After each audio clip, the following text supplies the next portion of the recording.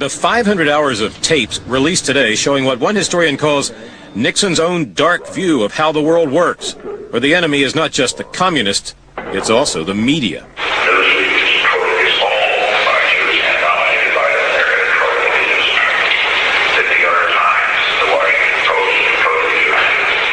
Listening in agreement is the Reverend Billy Graham. This stranglehold has got to be broken or this country is going to go down the drain. Yes, sir. I can't ever say it, but I believe it.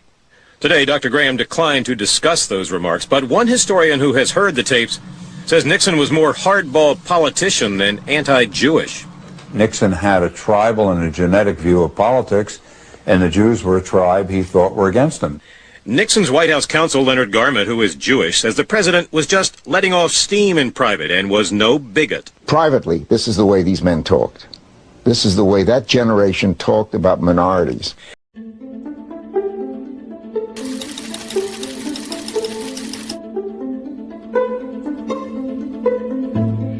I want to look at any sensitive areas around where Jews are involved. See, the Jews are all through the government. And we have got to get in those areas, we've got to get the man in charge who is not Jewish to control the Jewish. Do you understand? I sure do. Everyone's full of Jews. I sure do. Second, most Jews are disloyal. You know what I mean? You have a Garment and a Kissinger. And frankly, a Sadler. Back out their exceptions. But Bob, generally speaking, you can't trust the bastards. They turn on you. Are you correct? Am I wrong or right? And their whole orientation is against this administration anyway. But they have this arrogant attitude too. Sure. So, and they're smart. They have the ability to do what they want to do, which is to hurt us. Which is the problem. They have the ability. Some people that are out there, interestingly enough, doesn't have any Jews. He's only got, he got this one. He's got quite a few. Horrible bastard. His aides, none of his aides have ever been Jewish. Even Tony Lake, who turned on us. That's right. That is, the young guys that he's always had. But I respect what the Jews check. Now, I particularly check the Jews throughout the administration. He's got a Jewish cell in any place. And they're all working on it. And see what we can do about it.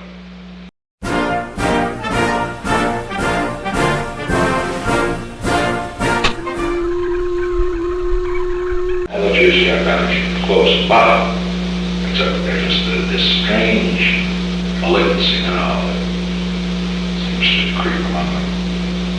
I don't know, radicalism. Very interesting thing. So few of those who engage in espionage are Negroes. Very lucky that way.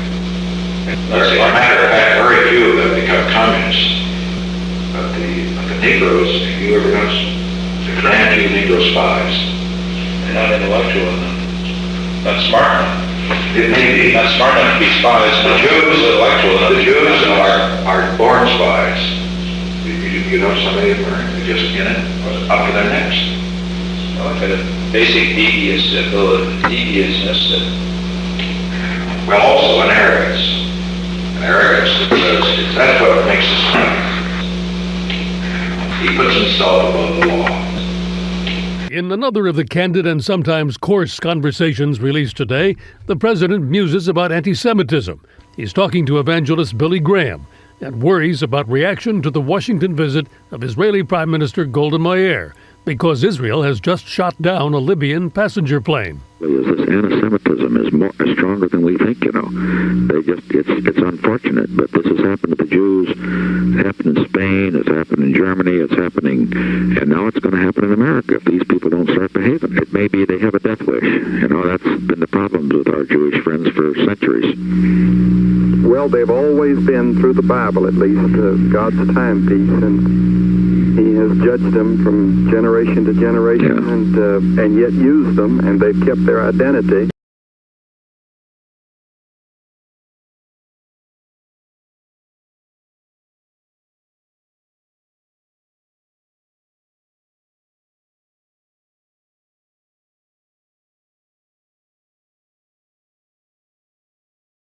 It isn't a question of whether I felt it. The fact is that American Jews support Israel. And I understood that. And the fact is that every Jewish prime minister that I have known has enlisted American Jews to bring as much pressure as possible in the political process on American presidents. That's understandable. I don't object to it. Now, a president must not go along with it on occasion, because let me explain something about what is called the Jewish lobby in this country. In the first place, Jews, understandably in the United States, because of what happened in World War II, because of the Holocaust, are going to put first priority on the survival of Israel. Now, as good Americans as they are, they believe that America's survival and security is directly related to Israel's. In other words, their belief is that being for Israel first means that does not mean you're putting America second, because they think it goes together. An American president, however, has to approach it in a different way, in my opinion. He's got always to think first of what is best for America, and that's true whether it has to do with the Israelis or whether it has to do with the Irish or the Germans or what have you, or the Poles, etc. Usually what is best for America is also best for Israel and vice versa. But on occasions, for example, an American president must make a decision that does not in effect give the Israelis a blank check. And one example of that is a decision that I made. I decided early on in our administration that we were going to seek good relations with Egypt and others of Israel's neighbors. Many of my Israeli friends didn't like that because they wanted a special relationship with Israel and Israel only. But I have always said that Israel's interests are better served to have the United States a friend of Israel's neighbors and potential enemies than to leave a vacuum which the Soviet Union would fill. I still believe that, and I think that should be American policy today. The whole Watergate thing was, and let's just be candid about it, it was a Jewish Zionist conspiracy from the get-go. What was happening in the beginning of Richard Nixon's second term was that Nixon had determined that he was going to clean house. Nixon had come to realize he had been in the circles of power here in the United States, obviously, for many years. And as we now know from some of the tapes that have come out, Richard Nixon had some very set opinions about Jewish power and influence in this country. And after his re-election, his overwhelming re-election in 1972, he was beginning to make efforts in one particular area that very few people are unaware of. He was determined to reassess and reestablish and recreate the federal bureaucracy in Washington. He wanted to eliminate many of the long-time Jewish career bureaucrats who were in high-level and mid-level positions of power in the bureaucracy. And this is one of the things that he was planning to do. He was literally planning to clean house. In addition, he was determined to force the Zionist state of Israel to a major sit-down in the Middle East and solve the problems of the region. And he had back-channel operations going on to the Palestinians and to the King of Saudi Arabia, who was very anti-Zionist. And they were basically, what Nixon was saying was, we are going to force Israel and the Zionists to sit down, and we're going to sort this all out. Well, Richard Nixon, of course, had Henry Kissinger in as his Secretary of State. But Nixon was doing these things behind Kissinger's back. And when Kissinger found out about it, Kissinger started to do everything he could to undermine Nixon.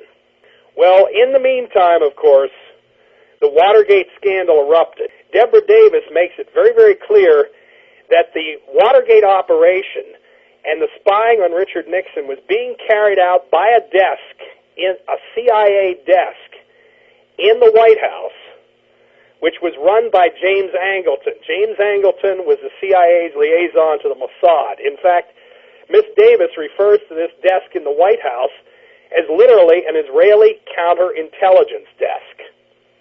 So what we had was the Watergate operation. The spying on Nixon was being run by Israeli sympathizers in the CIA. They were determined to get Nixon out of there, and that whole Watergate burglary, which was used to bring him down, was obviously deliberately bungled. The intent was for these people to be caught, and of course then the media joined in the chorus against Richard Nixon. In his book, Agnew says very, very specifically that one of the major forces in the whole Watergate affair was the Zionist influence. The Zionists assassinated Richard Nixon just as much as they assassinated John F. Kennedy.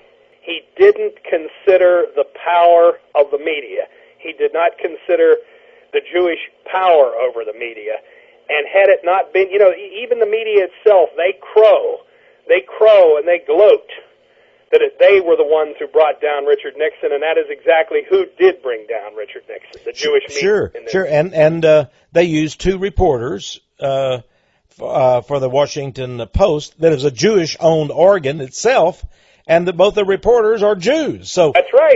And then the Daniel Ellsberg, he was a Jew in the Pentagon with the Pentagon Papers. The whole thing was a Jewish conspiracy to get Richard Nixon, and boy, it has had incredible. Am I wrong to say it was basically a coup d'etat? That's exactly what it was. It was as much of a coup d'etat as the coup d'etat that took place in Dallas. The only difference is that Richard Nixon survived physically